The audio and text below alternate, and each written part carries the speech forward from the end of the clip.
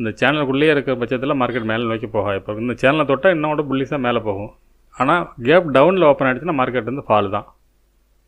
சரி, okay, 15 minutes படி பார்ப்போம். இப்போ 15 மினிட்ஸ் வச்சுருக்கேன். இதில் ஒரு ட்ரெண்ட் லைன் போகிறோம். நான் இப்போ இந்த ட்ரெண்ட் லைன் பிரேக் பண்ணால் மார்க்கெட் வந்து இந்த டேயோட லோவில் சப்போர்ட் எடுத்து மேலே போக வாய்ப்பாக இருக்கும். ஒருவேளை ட்ரெண்ட் லைனுக்கு கீழே இருந்தால் ஒன்று இந்த டேயோட லோவில் சப்போர்ட் எடுக்கலாம், இல்லைன்னா இந்த சேனலில் சப்போர்ட் எடுத்து மார்க்கெட் மேல் நோக்கி போக வாய்ப்பாக இருக்கும். இல்லை, இப்போ பார்த்தீங்கன்னா தெரியும் உங்களுக்கு, இது ஒரு ட்ரெண்ட் லைன் இருக்குது, மேலே டேயோட ஹை இருக்குது.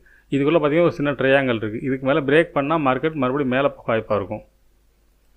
ஒருவேளை இந்த டேயோட ஹையை பிரேக் பண்ணால் மார்க்கெட் வந்து திருப்பி இறங்கிட்டு திருப்பி மேலே போக வாய்ப்பு இருக்கும். அது எவ்வளோ தூரம் போக வாய்ப்புன்னு பார்த்தோம்னா, இது க்ரீன் கலராக போட்டுறேன். 48,097 அப்படிங்கிறது ஒரு சப்போர்ட்டாக இருக்கும்.